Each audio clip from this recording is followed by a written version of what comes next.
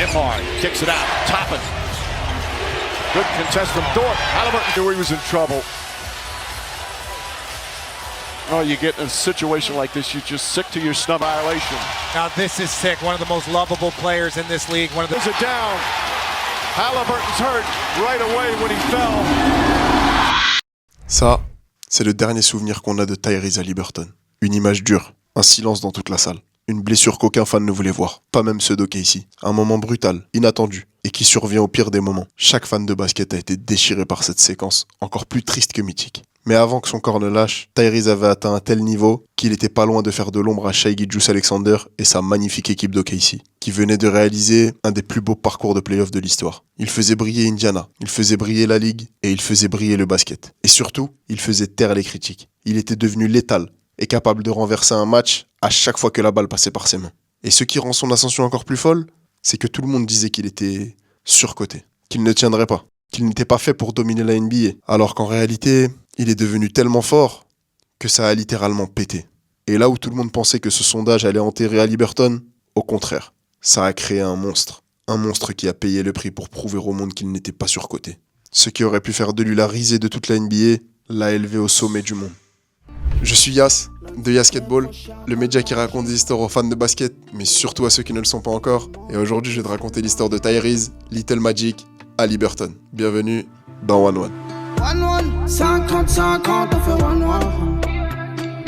1-1, 50-50, on fait 1-1. 29 février 2000, Tyrese Halliburton voit le jour, un jour d'hiver. Il grandit à Oshkosh dans le Wisconsin, ce qui n'est pas une métropole du basket, je vous l'accorde. Et cela fait sûrement partie des éléments qui ont créé son style de jeu un peu décalé. Son père, John Halliburton, était entraîneur d'une équipe de filles au collège. Et Tyrese a très tôt traîné sur les bancs des gymnases, a absorbé le basket non seulement comme une passion, mais surtout comme une culture. Sa mère, Brenda, était très présente. Et Tyrese répète souvent qu'elle a énormément contribué à sa montée. Et que sans elle, il ne serait sûrement pas là où il en est aujourd'hui.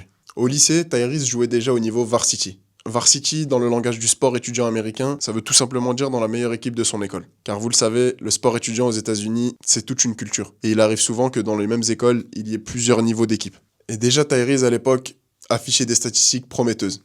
18 points, 6 passes et 5 rebonds par match. Mais malgré tout, il n'était pas vu comme la tête d'affiche de son équipe.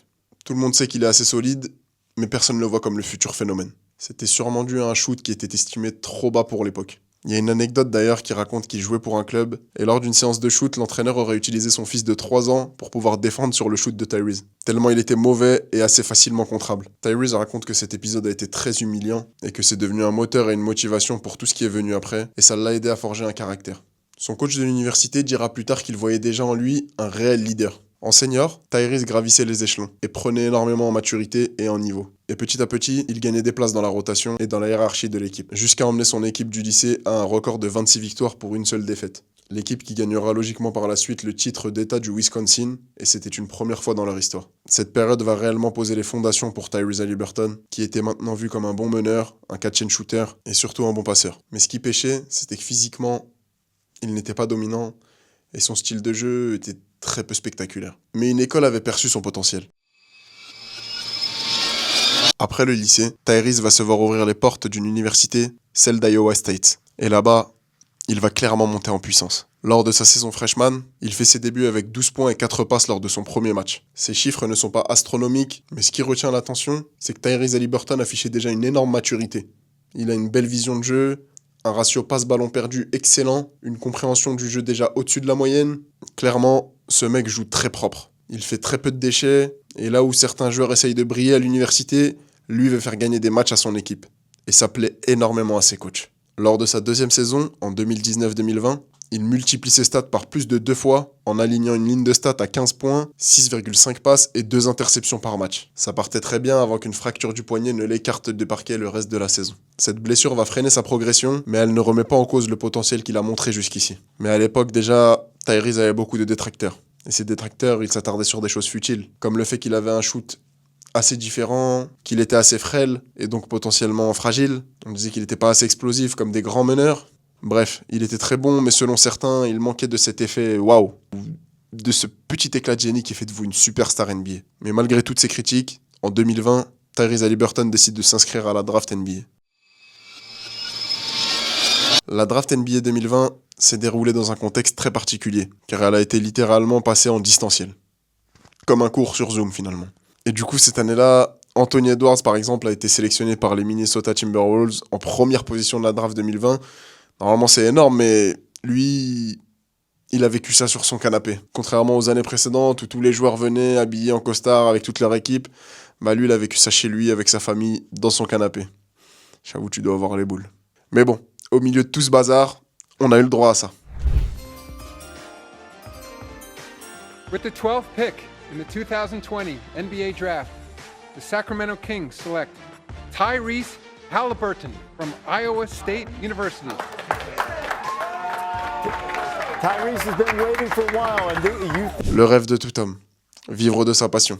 Et d'ailleurs, je voulais vous dire que ça me fait énormément plaisir parce qu'on a dépassé les 1000 abonnés. La dernière vidéo sur Ja Morant vous a extrêmement plu. Et quand je vois tout ça, je me dis que peut-être que bientôt, moi aussi, je pourrai vivre de ma passion. Donc franchement, merci à tous. Je voulais vous remercier. Continuez comme ça me fait extrêmement plaisir. Et du coup, likez la vidéo, abonnez-vous, commentez, partagez. Surtout commentez, parce que moi, j'aime bien avoir vos retours sur les vidéos, tout. Après, on échange. J'ai l'impression que ça crée un peu une proximité entre nous. Franchement, je kiffe de ouf. Donc voilà. Encore merci. Et voilà. On reprend. Beaucoup d'experts pensaient que Tyrese Halliburton allait tomber dans le top 5. Mais plusieurs équipes ont douté de son profil atypique. Et finalement, il a fini à la 12e place, ce qui est quand même déjà très bien. Mais encore une fois, là où tout le monde aurait pu mal vivre cette scène, Tyrese a préféré en faire une force et justement, ça a fait partie des éléments qui l'ont aidé à prendre sa revanche. Il a eu un discours du genre « Vous avez douté de moi, je vais vous le faire payer ». À Sacramento, Tyrese va avoir un début de carrière assez perturbant. Car il était bon, mais contrairement à la plupart des joueurs dont on a parlé sur cette chaîne, il n'arrivait pas en tant que première option d'une équipe en reconstruction totale. Ou au moins sur le poste de meneur. Avec un De'Aaron Fox qui était clairement plus explosif que lui à cette époque. Et surtout, on le voyait beaucoup plus sur les highlights que Halliburton. Mais malgré tout, Tyrese réalisait quand même un plutôt bon début de saison, avec 13 points de moyenne et 5 passes par match. Mais c'est surtout sa deuxième saison qui va être remplie de surprises et qui va lui permettre de passer un cap. En 2022, Tyrese Halliburton va subir une vague de critiques. Beaucoup pensaient qu'il n'avait pas l'étoffe pour pouvoir changer une franchise à lui tout seul, et les Sacramento Kings vont créer la surprise en l'intégrant à un trade visant à faire venir Domantas Sabonis d'Indiana Pacers. Et ça envoie un signal. Les Kings ne le voyaient pas dans leur avenir. Et à ce moment-là, les critiques pour dire qu'il était surcoté vont forcément avoir un écho. Il n'a pas été dans le top 5 de la draft. Il a été 12e. Et au bout de sa deuxième saison, il est déjà tradé. Et c'est malheureux parce que Tyrese Halliburton n'a pas été mauvais jusque-là. Il a plutôt subi le sort de l'histoire. Il arrive dans une équipe avec un meneur déjà bien établi. Mais bon, comme on commence à le savoir, quand une équipe décide de vous intégrer à un trade contre votre volonté, c'est généralement la meilleure chose qui puisse vous arriver. Le transfert à Indiana est un tournant pour Tyrese Halliburton. Il obtient énormément de responsabilités, 3 fois plus qu'à Sacramento. Et l'équipe crée son style autour de lui. Jeu rapide, passeur d'élite, meneur créateur. La saison 2022-2023, il explose. 20 points et 10 passes de moyenne. Rien que ça. Il devient All-Star pour la première fois. Et ce que l'on remarque, c'est que son tir à 3 points se stabilise, n'en déplaise aux Sacramento Kings. L'efficacité, les turnovers, perte de balles, restent très faibles. La lecture du jeu devient fluide.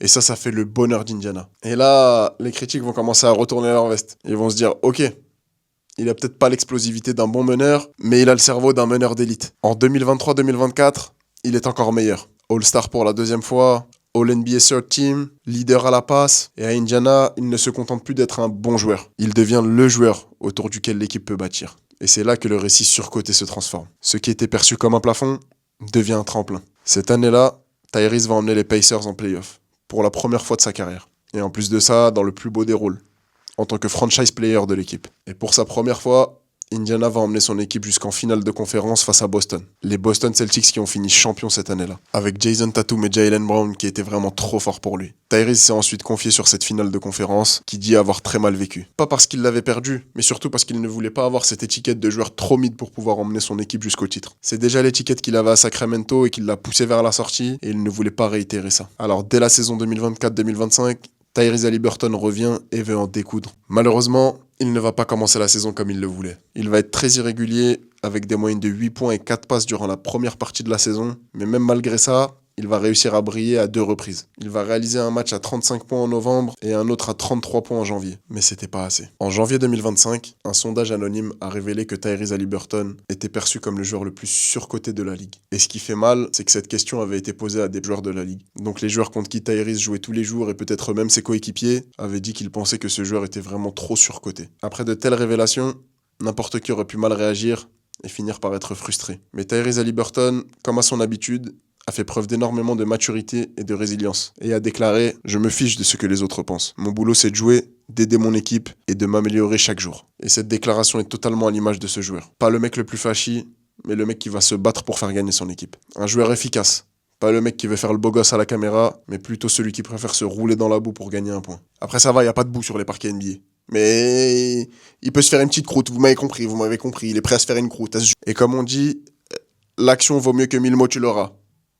Un truc comme ça, je sais pas exactement c'est quoi l'expression. Enfin, bref. Et Tyrese a préféré mettre l'accent sur l'action. L'action. Et dès la deuxième partie de la saison, il va passer la deuxième. Ah mais la deuxième! Avec 21 points de moyenne, 10 passes et 6 rebonds par match. De quoi répondre à tous ses détracteurs, mais surtout, ce qui va changer la donne, c'est l'arrivée de Pascal Siakam juste avant la fin de la trade deadline. Et là, les Pacers commencent à être prêts pour les playoffs. Et comme je vous l'ai dit, Tyrese avait très mal vécu la finale de conférence l'an passé, et il était prêt à rectifier le tir. Et comment dire, les playoffs de Tyrese Haliburton, ils vont être complètement déments. Et la suite, tout le monde la connaît. Dès le premier tour de playoff, Haliburton va créer un exploit. Il va mettre son premier, et sûrement pas le dernier, buzzer beater de la série face à Milwaukee et permettre à Indiana Pacers de prendre l'avantage dans ce premier tour des playoffs. Ils vont d'ailleurs par la suite remporter ce premier tour et aller jusqu'en demi-finale de conférence face aux Cleveland Cavaliers. Le grand Cleveland qui a fini premier de la conférence Est et que tout le monde voyait grand favori de cette conférence. Mais c'était sans compter sur Tyrese Haliburton, qui va encore une fois inscrire un super buzzer beater, et c'est peut-être le plus beau que j'ai vu de ma vie. Enfin, en fait, c'est le plus beau que j'ai vu de ma vie. Bon, il y avait celui de Ray Allen aussi. Le deuxième plus choquant que j'ai vu de ma vie. À 10 secondes de la fin, aller chercher son propre rebond, ressortir à 3 points, re-shooter, et là, ça va rentrer. Ça, c'était pendant le Game 2. À Cleveland, ils ont donc récupéré l'avantage du terrain et ça va leur permettre par la suite de remporter la série face à Cleveland. Le grand Cleveland que personne ne voyait perdre face à cette petite équipe d'Indiana.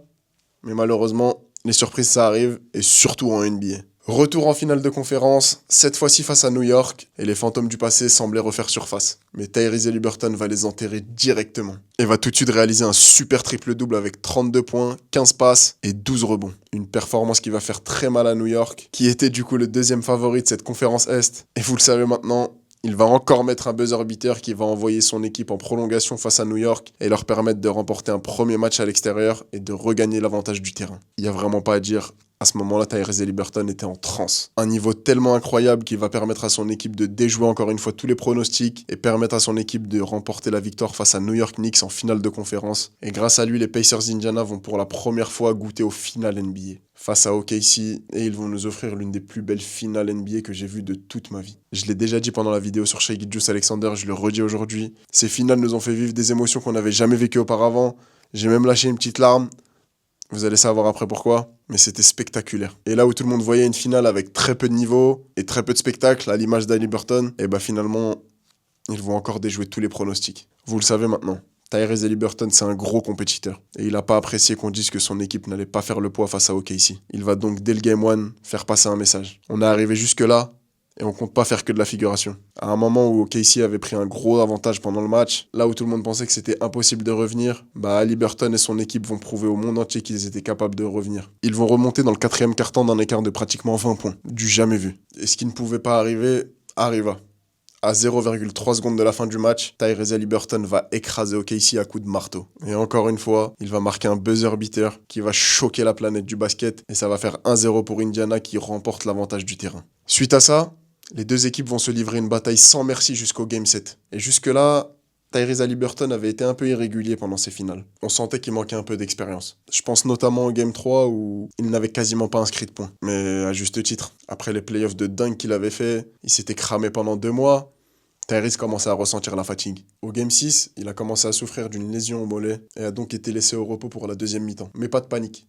Les Pacers avaient déjà fait le boulot en première mi-temps et avaient créé un large écart au score. Et pour le Game 7, malheureusement, c'était incertain qu'il joue. Mais penser qu'il allait pouvoir rater ce match, c'était mal connaître le compétiteur qui était Tyrese Haliburton. Après tout ce qu'il avait fait pour son équipe, Il ne pouvait pas les laisser jouer le Game 7 sans lui. Et surtout quand on sait que ça aurait donné trop de crédit à ses détracteurs. Ils auraient trouvé un moyen de dire qu'il était absent pendant les grands moments, qu'il n'assumerait pas ses responsabilités. Alors il était hors de question pour lui de rater ce Game 7. Même s'il fallait se blesser. Il va donc commencer ce match. Il va être chaud bouillant. Il va marquer 3 de ses 4 tirs à 3 points. À peine 5 minutes de jeu, il aura déjà inscrit 9 points et 4 passes décisives. OKC ne pouvait rien faire. Il était inarrêtable. Et malheureusement, tout le monde connaît la suite. Toppin. Good contest from Dort. Halliburton falls down. He looks hurt. Here comes SGA the other way. Inside and Williams. Sur une remontée de balle tout à fait classique, Tyrese Halliburton sentait qu'il était inarrêtable et que rien ne pouvait l'empêcher de réussir. Mais malheureusement, il arrive parfois des choses dans la vie qui sont indépendants de notre volonté. Et là, Tyrese Halliburton va subir une rupture complète du tendon d'Achille. Et là, on a tous eu mal. Je me rappelle que je m'étais réveillé pour regarder le match. Je regarde le début, et moi j'étais pour Indiana. Et en fait, quand j'ai vu ça, on ressentait la douleur, mais c'était pas que la douleur. C'était aussi la désillusion. Le fait de se dire que tout s'arrête d'un coup pour toi, et que, par définition, tout s'arrête également pour ton équipe en vérité. Ça doit lui briser le cœur. On a vu par la suite des vidéos où il était au vestiaire, où il pleurait. Franchement, encore aujourd'hui, ça me fait mal de voir ça. Et ce mec-là, il va rester gravé dans les mémoires. Pas forcément comme le mec qui aura marqué l'histoire, en étant le joueur qui a fait gagner son équipe, mais surtout comme étant le mec qui a poussé tellement loin dans ses retranchements qu'il a été jusqu'à se blesser pour protéger son équipe et son image. Et je crois qu'on peut pas faire une plus belle preuve de dévouement dans le sport. Et honnêtement, si vous voulez mon avis, je suis quasiment sûr que Tyrese Halliburton savait qu'il était sur le point de se blesser et qu'il en avait plus rien à faire en fait. Son seul objectif, c'était de gagner. Il a dû être tellement touché par ses critiques qu'il s'est donné à 2000%. Et aujourd'hui, il y a une chose dont on est convaincu, c'est que plus personne n'osera dire que Tyrese Halliburton est surcoté et qu'il ne mouille pas assez le maillot. Aujourd'hui, Tyrese Halliburton a 25 ans et il est à la tête d'une équipe très compétitive pour remporter un titre. Malgré la perte de Miles Turner, qui je pense pourrait être remplacé d'ici le retour d'Halliburton dans 2 ans, beaucoup de joueurs encore très forts comme Pascal Siakam, Andrew Nembhard ou Aaron Nesmith ont été signés ou ont été prolongés. Et je pense que Tyrese Halliburton, en revenant de sa blessure, va revenir avec une expérience que très peu de joueurs ont vécue dans leur carrière. Et je pense que c'est quelque chose qui va énormément pallier à son irrégularité. Tout le monde disait qu'il manquait de highlights ou de moments forts. Et bah là, pendant ces playoffs, ils ont été servis. En attendant, Tyrese Halliburton continue tous les jours d'écrire son histoire, le genre d'histoire qu'on aime raconter dans One One. Alors si t'as kiffé cet épisode, n'hésite pas à t'abonner, à liker, à commenter, à partager cette vidéo à ton ami qui kiffe ou non le basket, car Yasketball c'est un média fait pour les fans de basket, mais surtout pour ceux qui ne le sont pas encore. Alors porte-toi bien et je te donne rendez-vous dimanche prochain pour un nouvel épisode de One One.